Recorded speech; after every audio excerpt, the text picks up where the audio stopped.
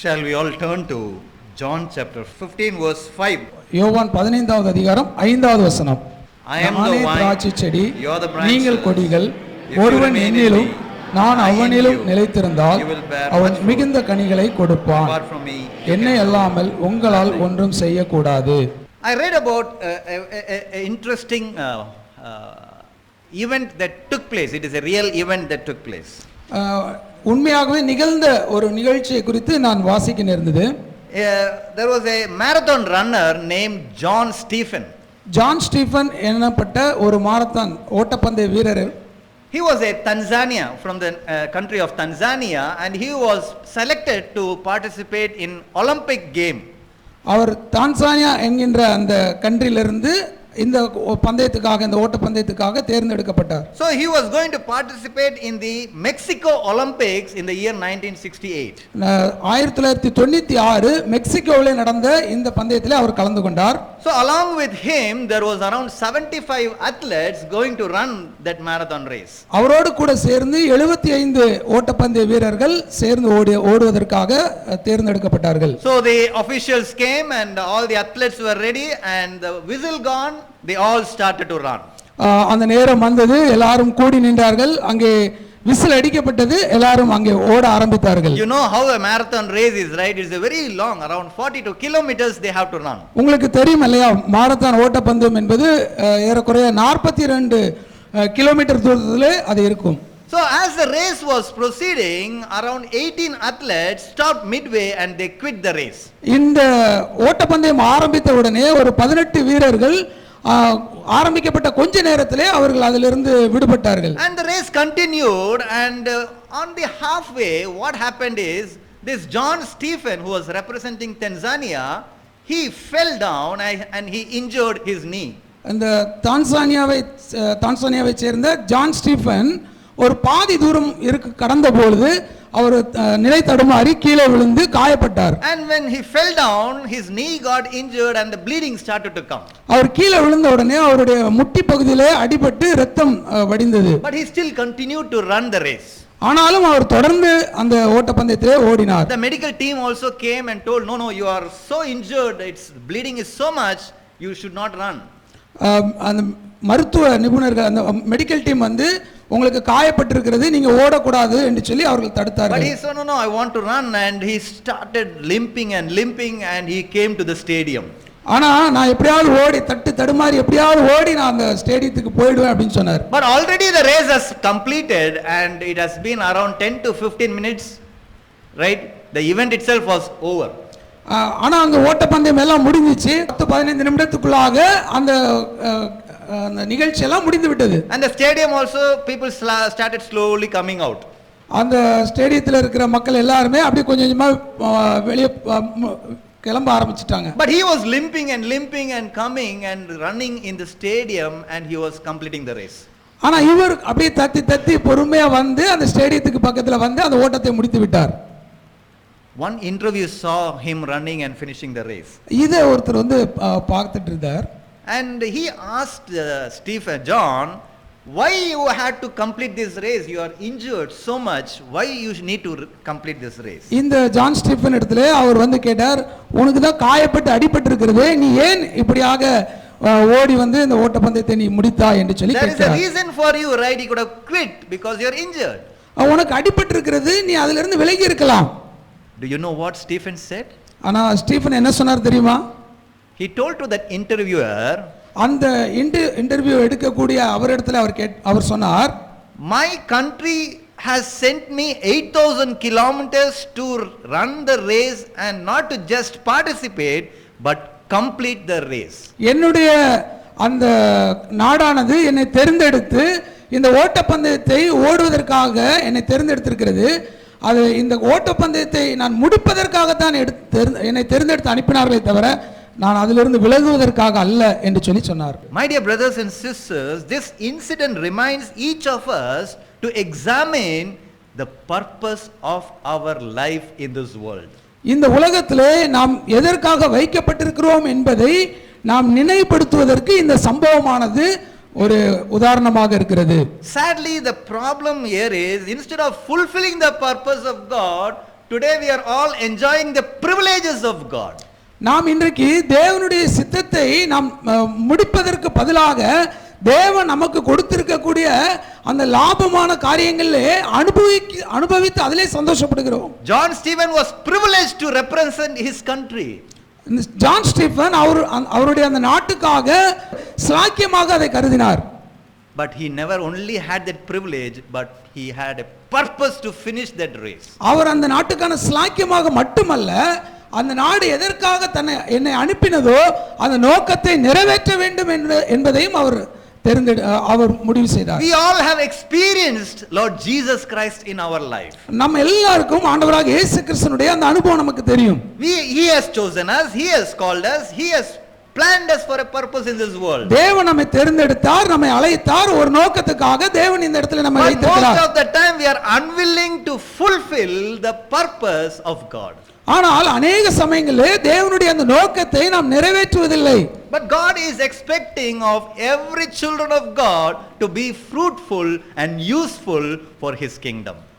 ஆனால் தேவன் நாம் அவருடைய ராஜ்யத்துக்கு என்று கனி கொடுக்கிறவர்களாக பயனுள்ளவர்களாக இருக்க வேண்டும் என்பதை தான் அவர் எதிர்பார்க்கிறார். The topic that I want to put forth this morning for the message is, இந்த காலை நேரத்திலே உங்களுக்கு முன்பாக இந்த செய்தியை நான் வைப்பதற்கு the topic is fulfilling God's purpose. தலைப்பானது தேவனுடைய சித்தத்தை நிறைவேற்ற வேண்டும் என்பதாக இருக்கிறது. From privilege to purpose. நமக்கு கிடைத்திருக்கிற ஸ்லாக்கியத்தை தேவனுடைய சித்தத்தை நிறைவேற்றுவதற்காக பயன்படுத்த வேண்டும்.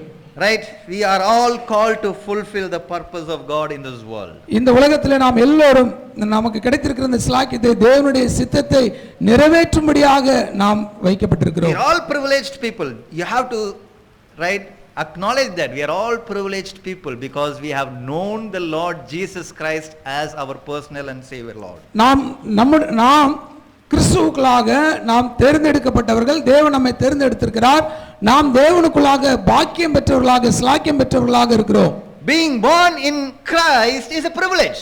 கிறிஸ்துவுக்குள்ளாக பிறந்த நாம் ஒவ்வொருவரும் பாக்கியவான்கள். Being baptized is a privilege. நாம் கிறிஸ்துவுக்குள்ளாக அந்த ஞானஸ்நானம் எடுத்திருக்கிற நாம் பாக்கியவான்களாக இருக்கிறோம். Being part of this church is privilege. நாம் இந்த சபையினுடைய அங்கத்தினர்களாக இருக்கக்கூடிய நாம் ஒரு பாக்கியம் பெற்றவர்களாக இருக்கிறோம். But my question is, are we only experience the privilege alone and not moving towards the purpose? ஆனால் கேள்வி என்னவென்று சொன்னால், இந்த கிடைத்திருக்கிற இந்த பாக்கியத்தை இந்த ஸ்லாக்கியத்திலே மட்டும் நாம் இருக்கிறோமா அல்லது தொடர்ந்து நாம் அதிலே செயல்படுகிறவர்களாக காணப்படுகிறோமா? In 1 Corinthians chapter 10, I would like somebody to read verse 3 and 4. 1 கொரிந்தியர் 10ஆம் அதிகாரம் 3 and 4. 3 மற்றும் 4வது வசனத்தை வாசிக்கலாம். எல்லாரும் ஒரே ஞான போஜனத்தை புசித்தார்கள், எல்லாரும் ஒரே ஞான பானத்தை குடித்தார்கள். எப்படியெனில் அவர்களோடே கூட சென்ற ஞான கண்மலையின் தண்ணீரை குடித்தார்கள். அந்த கண்மலை கிறிஸ்துவே. 8 வரைக்குமாக நாம் வாசிக்கலாம். அப்படி இருந்தும் அவர்களில் அதிகமான பேர்களிடத்தில் தேவன் பிரியமாயிருந்ததில்லை. ஆதலால் வனாந்தரத்திலே அவர்கள் அழிக்கப்பட்டார்கள். அவர்கள் இச்சித்தது போல நாமும் பொல்லாங்கானவைகளை இச்சியாதபடிக்கு இவைகள் நமக்கு திருஷ்டாந்தங்களாயிருக்கிறது. ஜனங்கள் புசிக்கவும் குடிக்கவும் உட்கார்ந்து விளையாட எழுந்திருந்தார்கள் என்று எழுதியிருக்கிறபடி அவர்களில் சிலர் விக்கிரகாராதனைக்காரர் ஆனது போல நீங்களும் ஆகாதிருங்கள். அவர்களில் சிலர் வேசித்தனம் பண்ணி ஒரே நாளில் 23,000 பேர் விழுந்து போனார்கள். அதுபோல நாமும் வேசித்தனம் பண்ணாதிருப்போமாக. And verse 11 also please. இவைகள் எல்லாம் திருஷ்டாந்தங்களாக அவர்களுக்கு சம்பவித்தது. உலகத்தின் முடிவு காலத்திலுள்ள நமக்கு எச்சரிப்பு உண்டாக்கும்படி எழுதப்பட்டும் இருக்கிறது. See, the Israelites experienced the amazing privileges from bondage.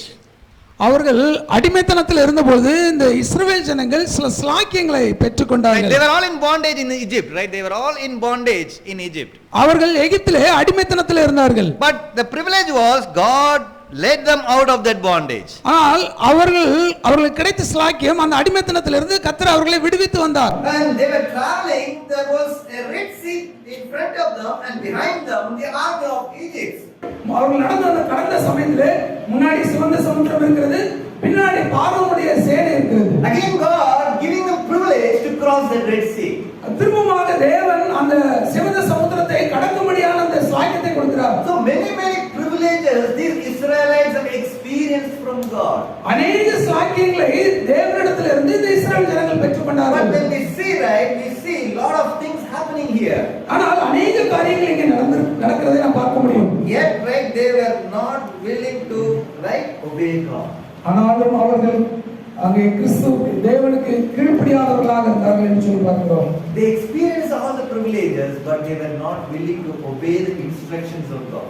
அநேக சாக்கியங்கள் அவர்களுக்கு கிடைத்திருந்தும் கூட தேவன் கொடுத்த அந்த நிபந்தனைகளுக்கு அவர்கள் கீழ்ப்படியாதவர்களாக இருந்தார்கள். Their focus was only on the privilege and not on the purpose of God. அவர்களுடைய முக்கியமான நோக்கம் எல்லாம் தேவன் கொடுக்கக்கூடிய அந்த சாக்கியத்தை குறித்து மாத்திரம்தான் இருந்ததே தவிர அந்த நிபந்தனைகளை குறித்து அல்ல. They were wanting only manna, they want water, they want all the happiness in their life, but they don't want to fulfill the purpose of God. அவர்களுக்கு தேவை மன்னா, தண்ணீர் மற்றும் உலக தேவைகளை மட்டும்தான் அவர்கள் சார்ந்திருந்தார்களே தவிர தேவனுடைய சித்தத்தை நிறைவேற்ற வேண்டும் என்கின்ற எண்ணம் அவர்களிடத்தில் இல்லை. God was promising them a promised land, but they were not bothered about that, and they want that temporary happiness in their life. தேவன் அவர்களுக்கு வாக்குத்தத்தம் பண்ணப்பட்ட கானான் தேசத்தை கொடுப்பேன் என்று சொல்லி இருக்கிறார். ஆனால் அதை குறித்து அவர்களுக்கு கவலை இல்லை. அவர்கள் அந்த நேரத்திலே உலக பிரகாரமான அந்த காரியத்துக்காகத்தான் அவர்கள் ஏங்கிக் கொண்டிருந்தார்கள். Which means they were expecting only blessings and not a trouble-free life. இதனுடைய அர்த்தம் என்னன்னு சொன்னா அவர்கள் ஆசீர்வாதத்தை தான் நோக்கி கொண்டிருந்தார்களே தவிர அங்க பாடுகளை குறித்து தான அந்த கரிசனை அவர்களிடத்தில் இல்லை. I just want to let you know this important thing. God has not saved us right to enjoy His life in this world. உங்களிடத்தில் ஒரு காரியத்தை நான் சொல்லிக்கொள்ள விரும்புகிறேன். நாம் தேவன் இந்த உலகத்திலே நம்மை தேர்ந்தெடுத்ததற்கான நோக்கம் இந்த ரட்சிப்பின் சந்தோஷத்தை அனுபவிப்பதற்காக மட்டும் அல்ல. It's not a ticket for heaven that God has saved us. No, that is not the reason. பரலோகத்துக்கு போவதற்கான ஒரு அனுமதி சீட்டை ஆண்டவர் நமக்கு கொடுத்திருக்கிறார். அதற்காக மட்டுமல்ல தேவன் நம்மை தேர்ந்தெடுத்தது. But God has called us for a purpose for each and every one of us. நாம் ஒவ்வொருவருக்கும் தேவன் ஒவ்வொரு சித்தத்தை கற்றுக் கொடுத்திருக்கிறார். The purpose will not be the same for one and to the another also. தேவன் கொடுத்திருக்கிற அந்த திட்டம் அந்த சித்தமானது ஒருத்தருக்கு இருக்கிறது போல மற்றவருக்கு அல்ல. God has equally, right, He has gifted to each one accordingly. தேவன் ஒவ்வொருவருக்கும் அவரவர்களுக்கு கொடுக்கப்பட்ட அந்த திறனுக்கு ஏற்றாற் போல அந்த வரத்துக்கு ஏற்றாற் போல பகிர்ந்து கொடுக்கிறார். That is a goal for every purpose that God is keeping for us. ஆனால் அவருடைய திட்டம் ஒவ்வொன்றுக்கும் ஒரு நோக்கம் இருக்கிறது. And what is that purpose is? அந்த நோக்கம் என்னவென்றால் possess the fullness of God and glorify Him. தேவனுடைய சித்தத்தை நிறைவேற்றுவதும் தேவனை மகிமைப்படுத்துவதுமாக இருக்கிறது. See, this passage which we have read, as Paul was trying to remind the Israelites as a warning for each of us. இங்கே அப்போஸ்தலனாகிய பவுல் இந்த பகுதியை எழுதி வைப்பதற்கான காரணம் நாம் ஒவ்வொருவருக்கும் ஒரு எச்சரிக்கையாக இருக்க வேண்டும் என்பதற்காக. Verse 11 he mentions these things happen to them for what? As an example and were written down as a warning for us on whom the culmination of the ages has come. 11ஆம் வசனத்தில் அதுதான் இப்படி வாசிக்கிறோம். இதெல்லாம் திருஷ்டாந்தங்களாக அவர்களுக்கு சம்பவித்தது உலகத்தின் முடிவு காலத்தில் உள்ள நமக்கு எச்சரிப்பு உண்டாகும்படி எழுதப்பட்டு இருக்கிறது. Something that we need to carefully take this word of God in our life. இந்த வேத வசனத்தை நம்முடைய வாழ்க்கையிலே மிகவும் அவசியமாக எடுத்துக்கொள்ள வேண்டியதாக இருக்கிறது. Are we moving from the privileges to the purpose of God? தேவனுடைய சித்தத்தை நிறைவேற்றுவதற்காக தேவன் நமக்கு கொடுத்த சாக்கியத்தை நாம் பெற்று எடுத்துக்கிறோமா? Are you stuck in the place of privilege? அல்லது தேவன் நமக்கு கொடுத்த அந்த சாக்கியத்திலேயே நாம் நின்று கொண்டிருக்கிறோமா? Are you all eating only the spiritual food and spiritual water? நீங்க இந்த ஆவிக்குரிய மன்னாவையும் ஆவிக்குரிய தண்ணீரை மட்டும் குடித்துக் கொண்டிருக்கிறீர்களா? Or are you moving towards the purpose that God has called you? அல்லது கர்த்தர் உங்களை என்ன நோக்கத்திற்காக அழைத்தாரோ அந்த நோக்கத்துக்கு நேராய் நீங்க முன்னேறி போகிறீர்களா? And that is why in verse 5 we read, 5ஆம் வசனத்திலே நாம் அதைத்தான் நாங்கள் வாசிக்கிறோம். Nevertheless, God was not pleased with most of them, and what happened? Their bodies were scattered in the wilderness. 1 கொரிந்தியர் 10:5 வாசிக்கிறோம். அப்படி இருந்தும் அவர்களில் அதிகமான பேர்களிடத்தில் தேவன் பிரியமாயிருந்ததில்லை. ஆதலால் வனாந்தரத்திலே அவர்கள் அழிக்கப்பட்டார்கள். they had the privilege. But we அவர்களுக்கு see that they were not moving towards that purpose. அவர்களுக்கு கர்த்தர் ஸ்லாக்கியத்தை கொடுத்தார். ஆனால் அவர்கள் அதற்கு நேராக தேவனுடைய திட்டத்துக்கு நேராக அவர்கள் முன்னேறி போக முடியவில்லை. Right? You may ask me, right? What is this purpose? ஒருவேளை நீங்க இடத்துல கேட்கலாம், என்ன தேவனுடைய திட்டம்? I want to bring 4 important things which you have to keep in your mind. ஒரு 4 காரியத்தை உங்களிடத்துல கொண்டு வர விரும்புகிறேன். உங்களுடைய சிந்தனையை வைத்துக் கொள்ளுங்கள். The first purpose of a believer is to know the fullness of God. முதல் சித்தமானது தேவனுடைய அந்த பரிபூர்ணத்தை நாம் அறிந்து கொள்ள வேண்டும். See, as a child of God, if you are not knowing the fullness of God, then it is very difficult to fulfill the purpose of God. நாம் தேவனுடைய பிள்ளைகளாக இருக்கும்போது தேவனுடைய பரிபூர்ணத்தை நாம் அறியாமல் இருப்போம் என்று சொன்னால் தேவனுடைய சித்தத்தை நாம் நிறைவேற்ற முடியாது. So that is the first thing. We need to know the purpose is the fullness of God. தேவனுடைய சித்தத்தை நிறைவேற்றுவதற்கான முதல் நோக்கம் என்னன்னு சொன்னால் தேவனுடைய பரிபூர்ணத்தை நாம் அறிந்து கொள்ள வேண்டும். The second purpose is to be filled by the Holy Spirit every day.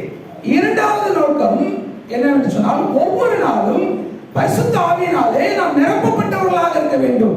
The Holy Spirit comes and dwells in a believer when he is saved. நாம் எப்பொழுது ஆண்டவராகிய இயேசு கிறிஸ்துவை நாம் ஏற்றுக்கொள்கிறோமோ அல்லது ரட்சிக்கப்பட்டிருக்கிறோமோ அந்த சமயத்திலே பரிசுத்த ஆவியானவர் நம்மோடு கூட வாசம் செய்கிறவராக இருக்கிறார். He starts to reside in us, he starts to work in us, and to fulfill the purpose of God, we need to allow the Holy Spirit to work daily in our life. நாம் ஏற்றுக்கொண்ட அந்த சமயத்திலிருந்து நம்மோடு கூட வாசம் பண்ணி தொடர்ந்து நம்மை அவருடைய சித்தத்தை நிறைவேற்றுவதற்கு நம்மை வழிநடத்தக்கூடியவராக இருக்கிறார். What is the first purpose? முதல் நோக்கம் என்ன? Fullness of God. தேவனுடைய பரிபூரணத்தை அறிந்து கொள்ள வேண்டும். Second one? இரண்டாவது Holy Spirit. பரிசுத்த ஆவியினாலே நிரப்பப்பட வேண்டும். Third purpose is to reach out to the people who are still in darkness. மூன்றாவது நோக்கம் இன்னும் இருளில் இருக்கக்கூடிய அந்த மக்களை நாம் சந்திக்க வேண்டும். Who we were in the past?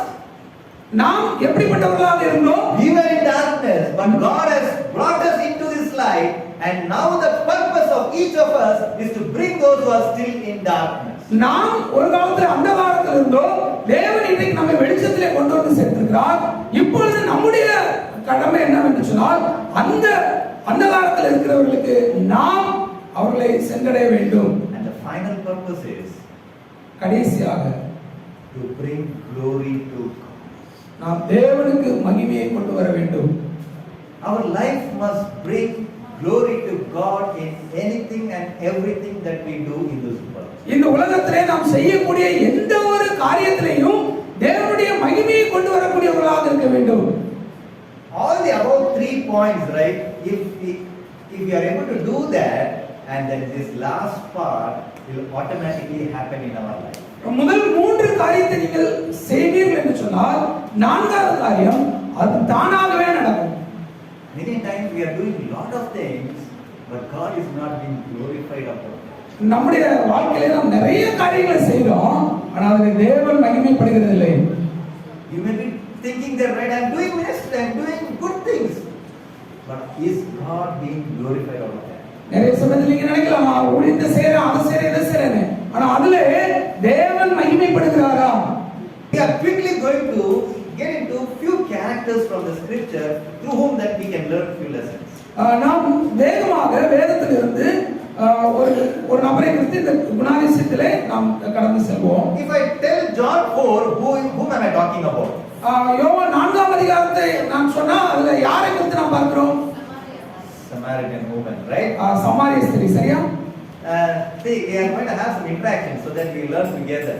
நாம் ஒரு கலந்துரையாடல் செய்வோம், அப்பதான் நம்ம கற்றுக்கொள்ள முடியும். Did Jesus meet her, or did Samaritan meet Jesus?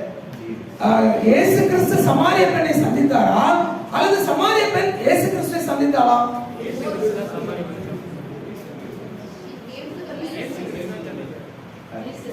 She came to the well, and Jesus also, right? So who was prepared there? சமாரிய ஸ்திரீ அந்த கிணற்றண்டைக்கு வருகிறாள், இயேசு கிறிஸ்து அவளை சந்திக்கிறார்.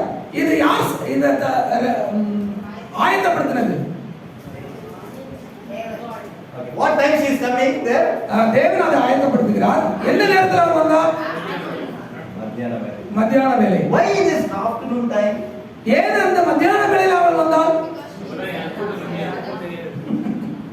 Very good, right? Very active. That's good, right? Nobody will be there, right? அந்த சமயத்துல தான் அதிகமா யாரும் இருக்க மாட்டாங்க இல்லையா? Why? ஏன்?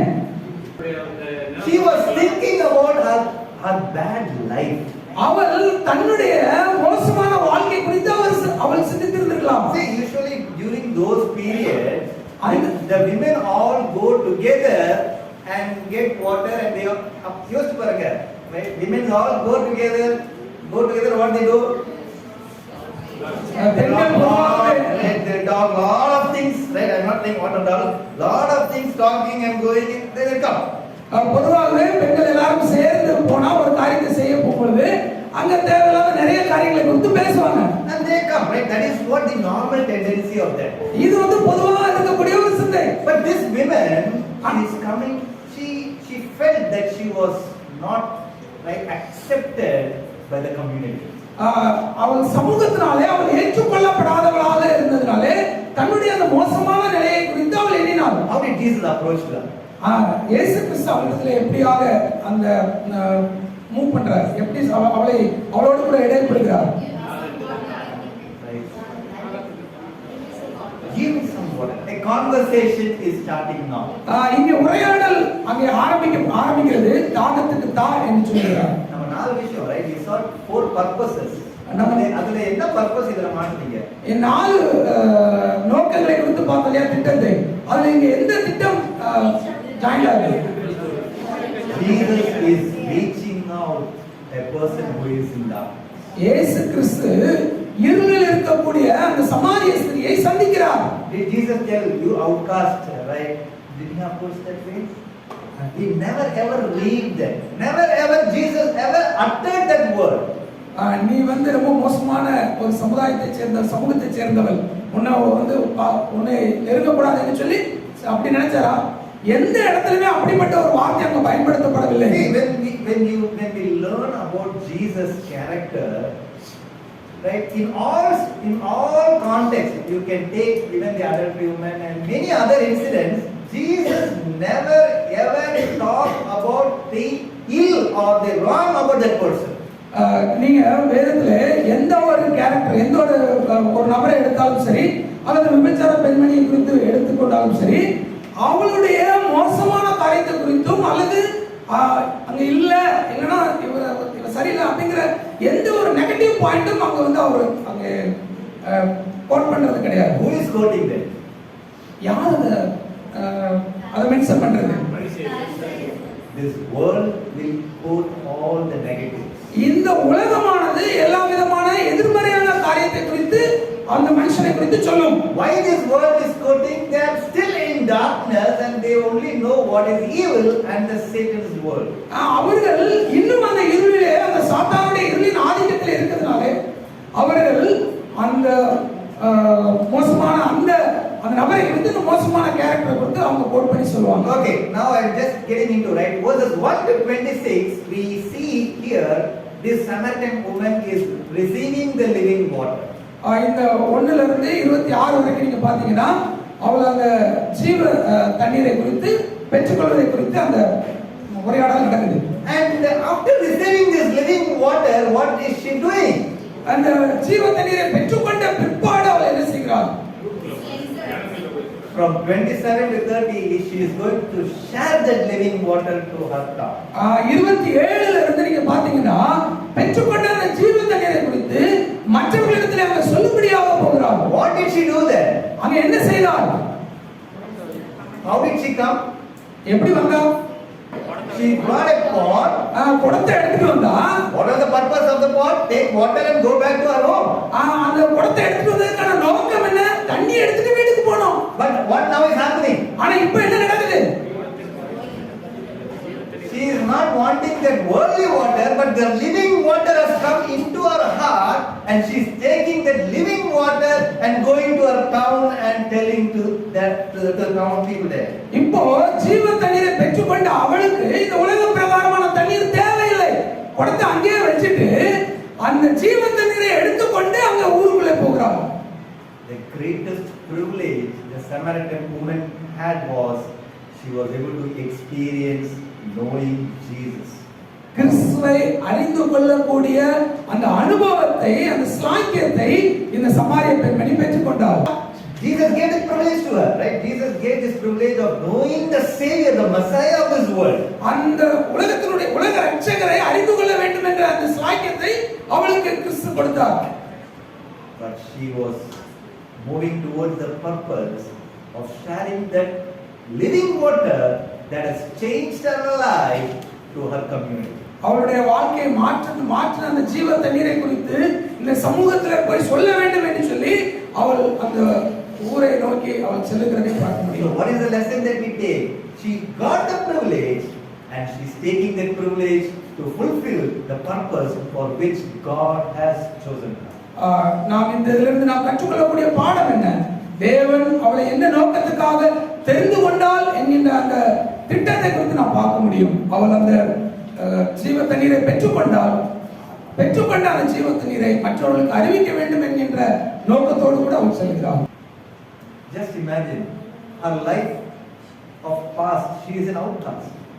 She would not be able to communicate with people. But when Jesus came into her life, she never ever bothered any obstacle or hindrance of her life. But she poured out what that life changed to the people around her. அவள் கிறிஸ்துவிடத்திலே வருவதற்கு முன்பாக சமூகத்தினாலே புறக்கணிக்கப்பட்ட ஒரு மனுஷியாக இருந்தாள். ஆனால் கிறிஸ்துவிடத்திலே வந்த பிற்பாடு, அவளை கிறிஸ்துவ அறிந்து கொண்ட பிற்பாடு, அவளுக்கு இருந்த அந்த தடையை குறித்தோ மற்ற எந்த ஒரு காரியத்தை குறித்தோ அவள் யோசிக்காமல் தேவனுடைய அந்த லக்கை, அந்த திட்டத்தை நிறைவேற்ற வேண்டும் என்கின்ற அந்த நோக்கத்தோடு கூட அவள் இருந்தாள். She brought all the people to Jesus. அவள் அநேக மக்களை கிறிஸ்துவிடத்திலே கொண்டு வந்தாள். My brothers and sisters, there are a lot of people whom you are connected with. உங்களோடு எனக்கு அருமையான சகோதரனே சகோதரியே, உங்களோடு கூட தொடர்புடைய அநேக மக்கள் உங்களுக்கு தெரியும். Maybe your neighbors, maybe the people who are working with you, maybe your friends. உங்களுடைய நண்பர்களோ, உங்களுக்கு அருகாமையில் இருக்கிறவர்களோ, அல்லது உங்களோடு சேர்ந்து வேலை செய்கிறவர்களாக கூட இருக்கலாம். You have been given this gift of salvation, right? This joyful gift. You can just share to them. உங்களுக்கு இந்த ரட்சிப்பின் சந்தோஷமான இந்த பரிசு உங்களுக்கு கொடுக்கப்பட்டிருக்கிறது. இதை நீங்கள் அவர்களோடு கூட பகிர்ந்து கொள்ள வேண்டும். You can invite them. அவர்களை நீங்கள் அழைக்கலாம். And they can also be part of this great glorious gospel. இந்த மகிமையான சுவிசேஷத்திலே அவர்களும் கூட அதில் பங்கடையலாம். One more character, right, from Daniel. இன்னொரு சம்பவத்தை நாம் தானியேலில் இருந்து நாம் கற்றுக்கொள்ளலாம். Daniel chapter 6. தானியேல் 6ஆம் அதிகாரம். And I will read chapter verse 5. 5ஆம் வசனம். அப்பொழுது அந்த மனுஷர், நாம் இந்த தானியேலை அவனுடைய தேவனை பற்றிய வேத விஷயத்திலே குற்றப்படுத்தும் முகாந்திரத்தை கண்டுபிடித்தால் ஒழிய அவனை வேறொன்றிலும் குற்றப்படுத்தும் முகாந்திரத்தை கண்டுபிடிக்க கூடாது என்றார்கள். See, Daniel was given the privilege to be the governor of the Babylon nation there. பாபிலோனிலே அவன் ஒரு அதிகாரியாக இருக்கும்படியான ஒரு ஸ்லாக்கியத்தை அவன் பெற்றுக்கொண்டான். He served along with Nebuchadnezzar and now Darius has come here. நேபுகாத்நேசரோடு கூட அவன் சேர்ந்து அங்கே அந்த அதிகாரத்தில் இருக்கிறான். அதற்கு பிற்பாடு இங்கே தரியு ராஜ்யபாரத்துக்கு வருகிறான். Why was Daniel being chosen? ஏன் தானியேல் அங்கே தேர்ந்தெடுக்கப்பட்டான்? He was faithful to God, and that is what gifted, but he became a part of that kingdom, Babylonian kingdom there. அவன் தேவனுக்கு உண்மையுள்ளவனாக இருந்ததனாலே அந்த பாபிலோனிய அந்த ராஜ்யத்திலே அவன் ஒரு அதிகாரியாக நியமிக்கப்படுகிறான். So we know the Daniel, the first part of Daniel we all know, right? How he did not partake from the delicacy and all those things, right? He was not willing to take part all that they were giving, right? அவனுக்கு கொடுக்கப்பட்ட எல்லா சாப்பாட்டையும் அவன் சாப்பிடுறதுக்கு விருப்பம் இல்லாதவனாக இருந்தான். He made certain decisions that he made. அவன் ஒரு சுய கட்டுப்பாடு, ஒரு தீர்மானத்தை அவன் வைத்திருந்தான். And as he was making lot of things, the people were not pleased on him. அவனுக்கு அந்த கொடுக்கப்பட்ட அந்த காரியத்துல எல்லாம் மனுஷனை பிரியப்படுத்த வேண்டும் என்ற அந்த எண்ணம் அவனுக்கு இல்லை. So already just imagine, right, if you are only doing right things, there will be always another group of people, right? நீங்க எப்பவுமே ஒரு சரியான ஒரு பாதையிலே நடந்துட்டீங்கன்னா ஒரு எதிராக இன்னொரு குரூப்பும் இருக்கும். Right? Then what they will do? அவங்க என்ன செய்வாங்க? Very good boy. ரொம்ப நல்லா பண்ற அப்படினா சொல்லுவாங்க. They will find wherever small, right, one area they will pick you. எங்கயாவது ஒரு சின்ன இடத்துல இவன் விட மாட்டானா அப்படின்னு சொல்லி உங்களை கூர்ந்து பார்த்து கொண்டே இருப்பார்கள். Verse 4 somebody can read. 4வது வசனத்தை பாருங்கள். அப்பொழுது பிரதானிகளும் தேசாதிபதிகளும் ராஜ்யத்தின் விசாரிப்பிலே தானியேலை குற்றப்படுத்தும்படி முகாந்திரம் தேடினார்கள். What? Mugadram, right? They were trying. They were not able to find any fault in Daniel and his all actions there. அவனுடைய நடவடிக்கையிலே தானியேலுடைய நடவடிக்கையிலே அந்த பிரதானிகள் எந்த ஒரு குற்றத்தையும் பார்க்க முடியவில்லை. So now what they are trying to do? They are trying to create a trap in which he will fall. இப்போ அவர்கள் அவனை ஏதாவது ஒரு வலையிலே சிக்க வைக்க வேண்டும் என்பதற்காக அவர்களாக ஒரு காரியத்தை அவர்கள் உருவாக்குகிறார்கள். So what they are doing? They are creating a new law over there. அவர்கள் ஒரு புதியதாக ஒரு சட்டத்தை ஏற்றுகிறார்கள். And what do we see there in verse 10? 10வது வசனத்திலே நாம் வாசிக்கிறோம். தானியேலும் என்றால் இந்த பத்திரத்துக்கு கையெழுத்து வைக்கப்பட்டது என்று அறிந்து now he knew, right? Okay, தெரியாம நான் பண்ணா okay, that is something different. இப்போ தானியேலுக்கு தெரியும். ஒருவேளை அவன் தெரியாம பண்ணினா அது வேற காரியம். But here we see, right, verse 10 says Daniel knew the decree was passed, but what he was doing? 10வது வசனத்திலே நாம் வாசிக்கிறோம். பத்திரத்துக்கு கையெழுத்து வைக்கப்பட்டது என்று அறிந்த பொழுதும் கூட தானியேல் அங்க என்ன செய்றான்? The remaining part, அந்த கீழ உள்ள பகுதியில அங்கே தினம் தான் முன் செய்து வந்தபடியே 3 வேளையும் தன் தேவனுக்கு முன்பாக முழங்காற்படியிட்டு ஜெபம் பண்ணி ஸ்தோத்திரம் செலுத்தினான். did Daniel do anything after the decree was passed? இந்த கட்டளை பிறப்பித்த பிற்பாடு ஏதாவது தானியேல் ஏதாவது செய்தானா? He never ever changed anything in his life. அந்த கட்டளை பிறந்ததுக்கு அப்புறம் அவனுடைய வாழ்க்கையில எதையுமே அவன் மாத்தல. He was doing everything the same which was he doing from the past. இதுக்கு முன்னாடி என்ன செய்தானோ அதே காரியத்தை பிற்பாடு அவன் செய்கிறான். Just did what he usually did. அவன் ஒவ்வொரு நாளும் அவன் என்ன செய்தானோ அதையே செய்கிறான். And later we see that, right? They found fault and what happened? They went and told to Darius and he was put into the den. அதுக்கு பிற்பாடு உள்ள பகுதியை நாம் வாசிக்க முடியும். இவர்கள் அந்த காரியத்தை அவர்கள் கண்டுபிடிக்கிறார்கள், அதை கொண்டு போய் தரியுவிட்ட சொல்லுகிறார்கள். சொன்ன உடனே அவனுக்கு அந்த பனிஷ்மென்ட் கொடுக்கப்படுறதை நாம் பார்க்க முடியும். And even Darius was not willing to do that, right? But still he was forced because of the people around him. தரியுவுக்கு அந்த பனிஷ்மென்ட் கொடுக்கிறதுல விருப்பம் கிடையாது.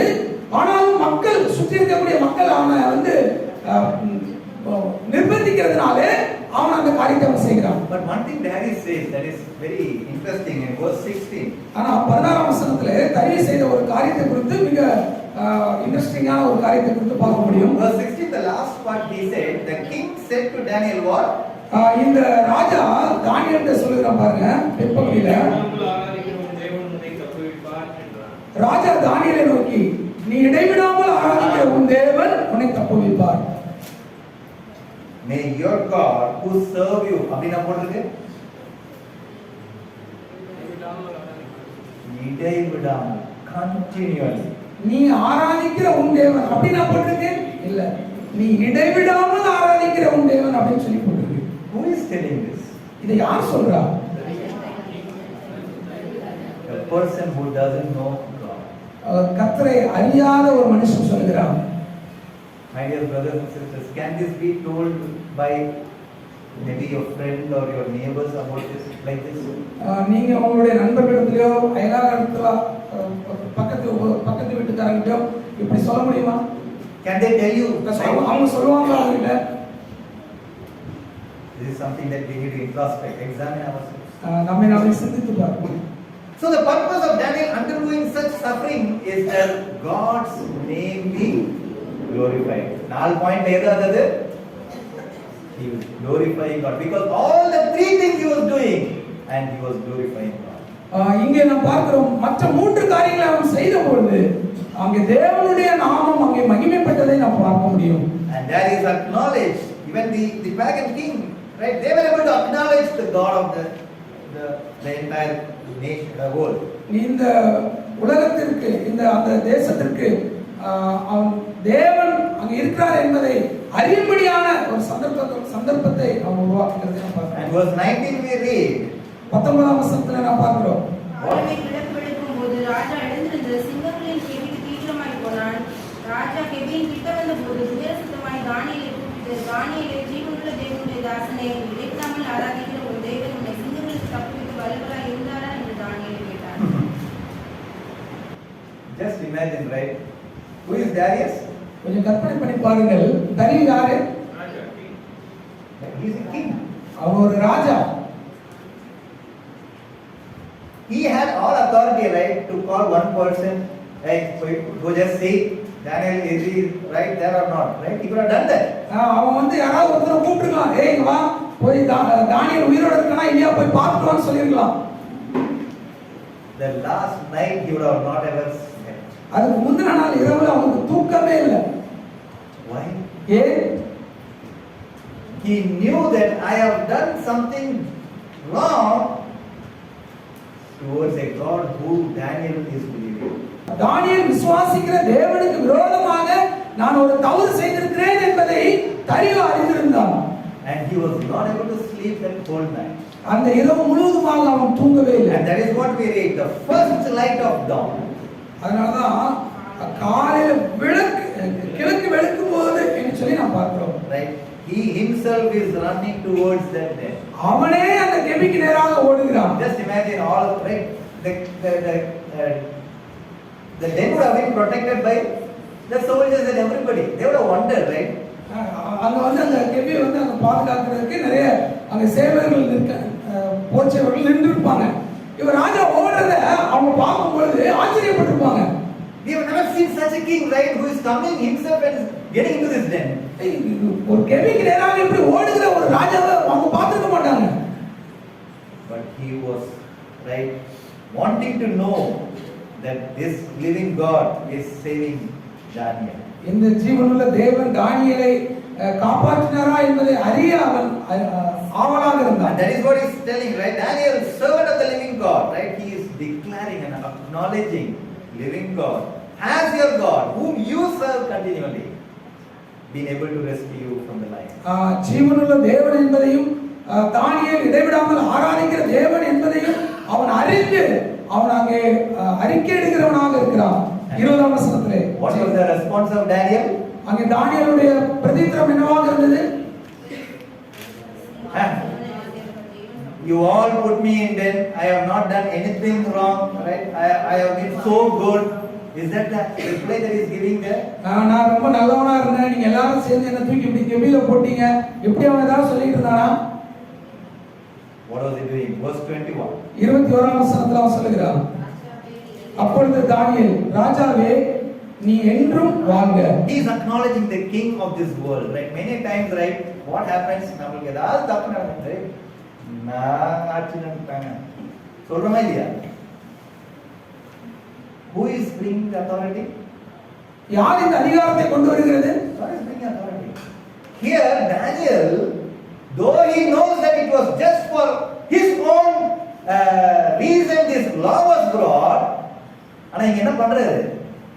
King live forever, which means he is acknowledging the God who has written the statement against him. இவனுக்கு விரோதமாக எழுதின அந்த சட்ட திட்டங்களை அவன் தான் எழுதினான்.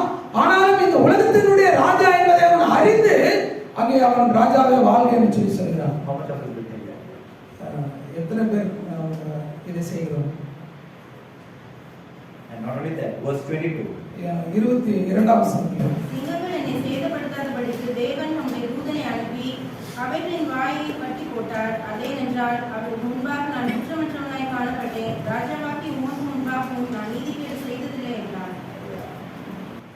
What a wonderful statement. The எவ்வளவு Lord has protected. The Lord has taken control. And He is the authority of everything. இது எவ்வளவு ஒரு அருமையான ஒரு ஸ்டேட்மெண்ட் பாருங்க. கர்த்தர் என்னை பாதுகாத்தார், கர்த்தர் என்னை அந்த சிங்கங்களின் வாயை கட்டி போட்டார் என்று சொல்லி சொல்கிறார். See, Daniel's privilege was being an authority in that nation. இந்த தானியேலுக்கு அந்த தேசத்திலே ஒரு அதிபதியாக இருக்கும்படியான சாக்கியம் இருந்தது. But he never ever compromised with the people around there. ஆனா அவனை சுற்றி இருக்கக்கூடிய மக்களோடு கூட ஒத்து போகவில்லை அவன். But he was able to fulfill the purpose of God by glorifying God in whatever situation he was there. அவனுக்கு எப்படிப்பட்ட சூழ்நிலை இருந்தாலும் தேவனுடைய நாமத்தை மகிமைப்படுத்தும்படியாக தேவனுடைய திட்டத்துக்கு நேராக அவருடைய நோக்கத்துக்கு நேராக அவன் கடந்து சென்றான். This is something that we need to learn in our lives. நம்முடைய வாழ்க்கையிலே இதை நாம் அறிந்து கொள்ள வேண்டிய ஒரு பாடமாக இருக்கிறது. Are we taking stand for God? நாம் கர்த்தருக்காக உறுதியாக நிற்கிறோமா? No matter whatever the written law is against us, are we standing for God? நமக்கு விரோதமாக எப்படிப்பட்ட ஒரு சட்டதிட்டங்கள் எழுதினாலும் நாம் கர்த்தருக்கு நாம் உறுதியாக கர்த்தருக்கு முன்பாக நாம் உறுதியாக நிற்கிறோமா? Maybe at that point of time there will be challenges. அந்த ஒரு நேரம் நமக்கு ஒரு சவாலாக இருக்கலாம். But God would bring glory right when that has been fulfilled. அந்த நேரத்தில் அவருடைய சித்தத்தை நிறைவேற்றி தேவன் அதன் மூலமாக தேவனுடைய நாமத்துக்கு மகிமையை கொண்டு வரக்கூடியதாக இருக்கலாம். Okay, how are we going to fulfill the purpose of God? நாம் எப்படியாக தேவனுடைய திட்டத்தை நாம் நிறைவேற்ற போகிறோம்? We read the verse John chapter 15, right? We read the verse 5. நாம் யோவான் 15ஆம் அதிகாரம் 5ஆம் வசனத்தை வாசித்தோம். What is that word? Chapter 15 verse 5. 15:5 என்ன அந்த வசனம்? நானே திராட்சை செடி, நீங்கள் கொடிகள். ஒருவன் என்னிலும் நான் அவனிலும் நிலைத்திருந்தால் அவன் மிகுந்த கனிகளை கொடுப்பான். என்னை அல்லாமல் உங்களால் ஒன்றும் செய்யக்கூடாது. So God's ultimate expectation of every believer that we are being fruitful for Him in this world.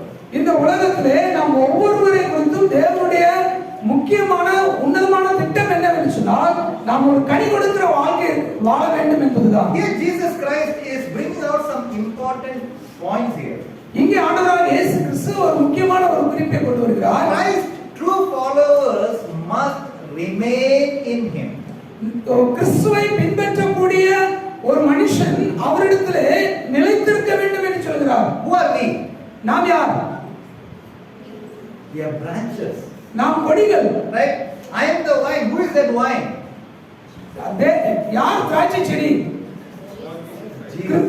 இயேசு கிறிஸ்து. Who is the gardener? யார் தோட்டக்காரர்? Father.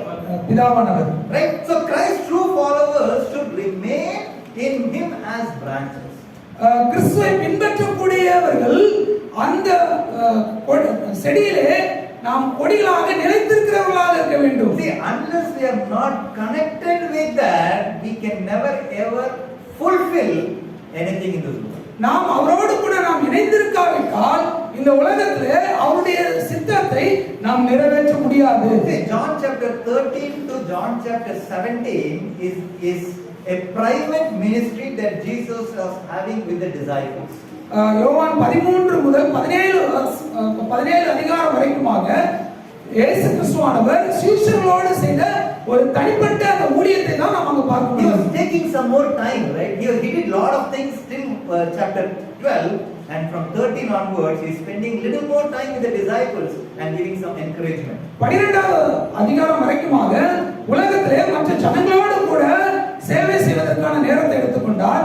ஆனால் 13வது அதிகாரத்திலிருந்து இன்னும் அதிகமாக சீஷர்களோடு கூட நேரத்தை செலவிட வேண்டும் என்று சொல்லி எடுத்துக்கொண்டார். So here Jesus is trying to say, the more you abide in me, the more you bear fruit for me.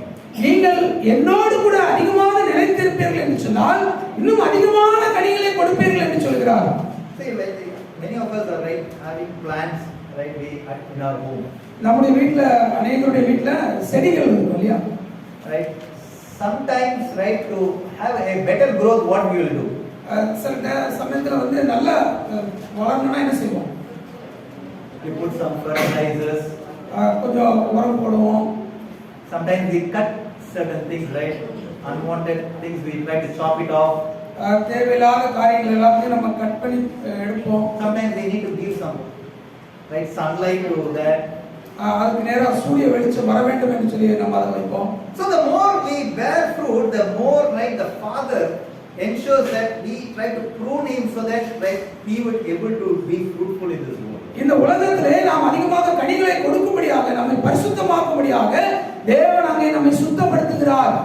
Right? We must be a fruit bearing children or disciples in this world. இந்த உலகத்திலே நாம் கனி கொடுக்கிற சீஷர்களாக, கனி கொடுக்கிற பிள்ளைகளாக இருக்க வேண்டும். The reason we are not being fruit bearing is because we are not having the fellowship with God as Daniel, right, consistently.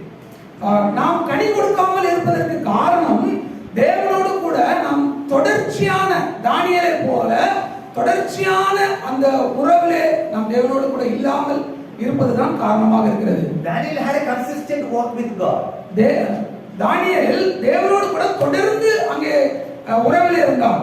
He was having a personal relationship with God. தனிப்பட்ட ஒரு ஐக்கியம் தேவனுக்கும் தானியேலுக்கும் இருந்தது. He was able to stand for God. தேவனுக்காக அவன் உறுதியாக நின்றான். And that is how he was able to bear fruit for God. அதனால தான் அவன் தேவனுக்காக கனி கொடுக்கிற ஒரு வாழ்க்கை வாழ்ந்தான். But today we are not able to bear because the fellowship is getting broken in between in our day-to-day life. நம்முடைய அனுதின வாழ்க்கையில நமக்கும் தேவனுக்கும் இருக்கக்கூடிய அந்த உறவானது உடைந்து போகிறதுனால தான் நாம் கனி கொடுக்காமல் இருக்கிறோம். Unless we are not remaining consistently in the Lord, we can never ever bear fruit for the kingdom of God.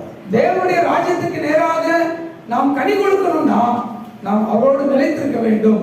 அவரிடத்திலே நாம் தொடர்ந்து நாம் நிலைத்திருக்காத பட்சத்திலே நாம் கனி கொடுக்க முடியாது. This passage, right, chapter 15, it's talking about a relationship and responsibility of every believer. இந்த 15ஆம் அதிகாரத்திலே ஒரு விசுவாசியினுடைய ஒரு பொறுப்பையும் அந்த கடமையை குறித்து எடுத்துரைக்கிறது. We see two pictures of a believer here. இங்கே விசுவாசியினுடைய இரண்டு விளக்க படங்களை பார்க்கிறோம். A believer as a branch and as a friend. ஒரு விசுவாசியானவன் ஒரு கிளையாக இருக்கிறான். And he is also as a friend here. இங்கே ஒரு நண்பனாகவும் காணப்படுகிறார். And Jesus wants his disciples, his friends, to bear fruit.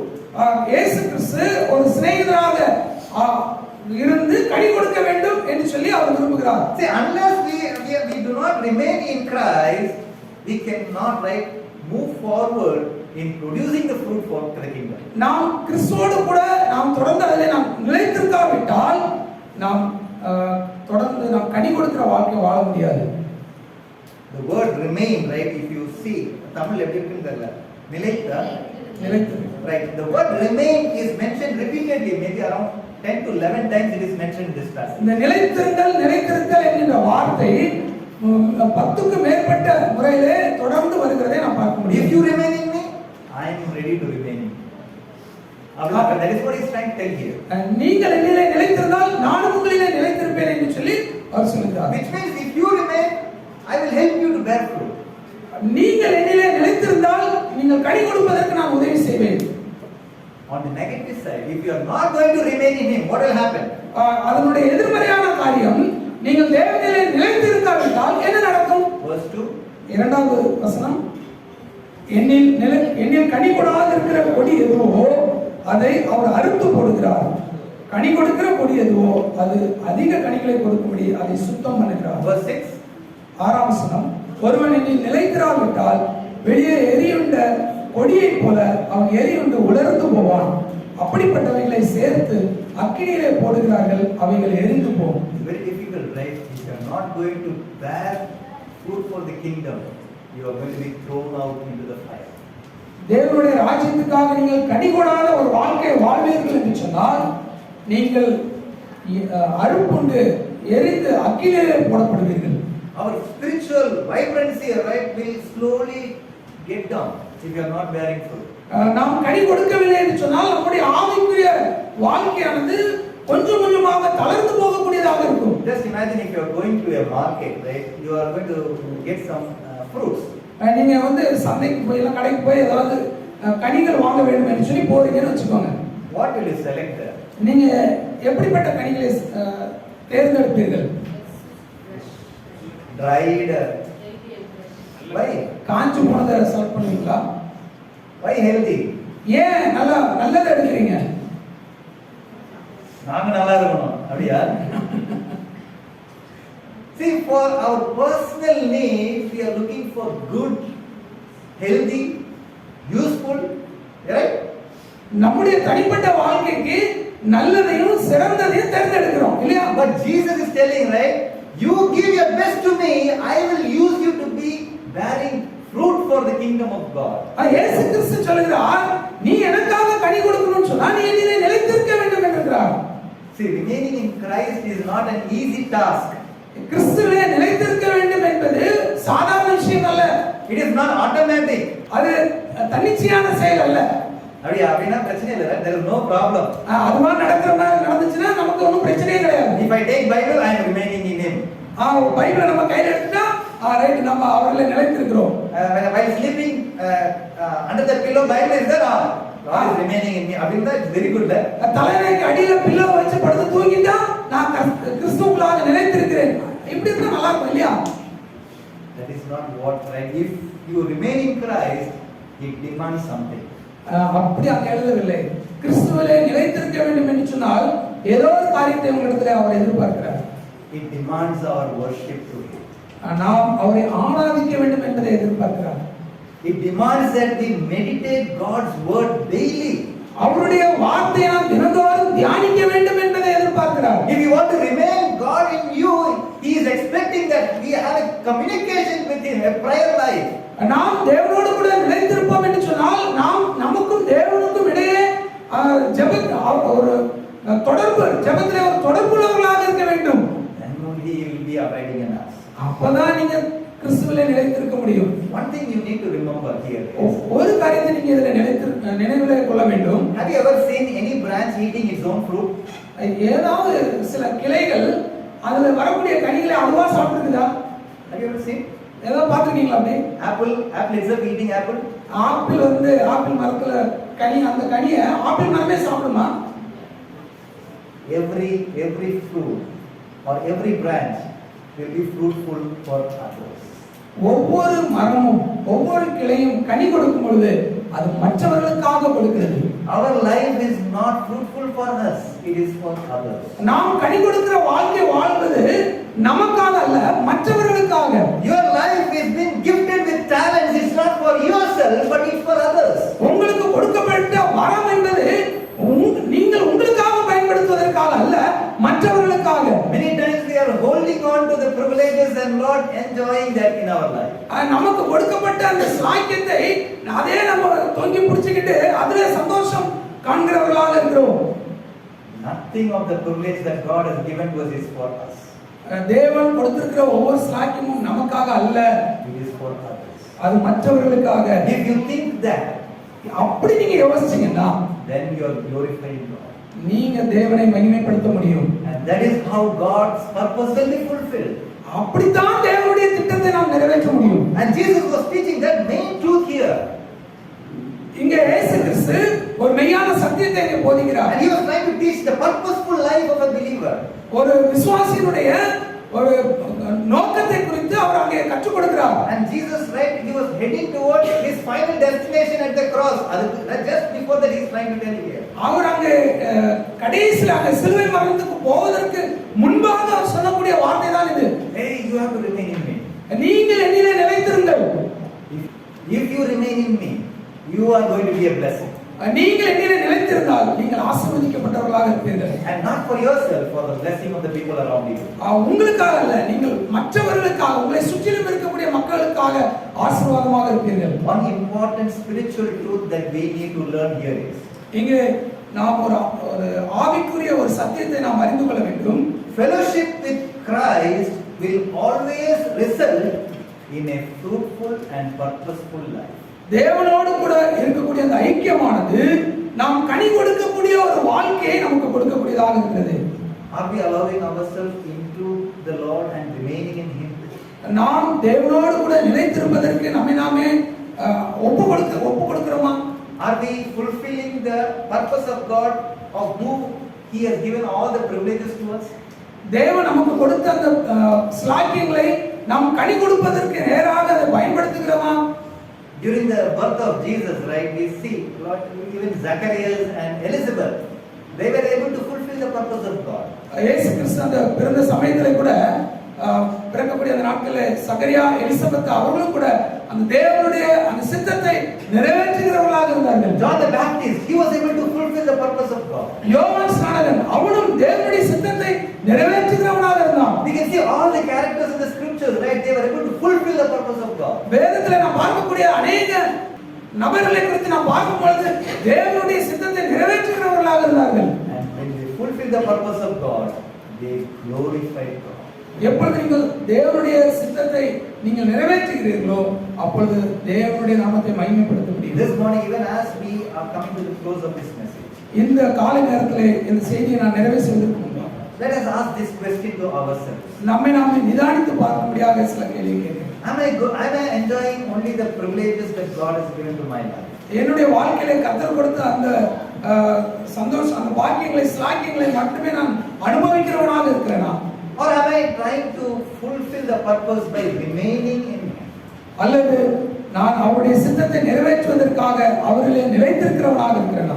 Let us remain in Him and fulfill the purpose for which God has called you. நம் தேவன் நம்மை என்ன நோக்கத்துக்காக அழைத்தாரோ அந்த நோக்கத்தை நாம் நிறைவேற்றுவதற்காக நாம் அவரிலே நிலைத்திருக்கிறவர்களாக காணப்படுவோம்.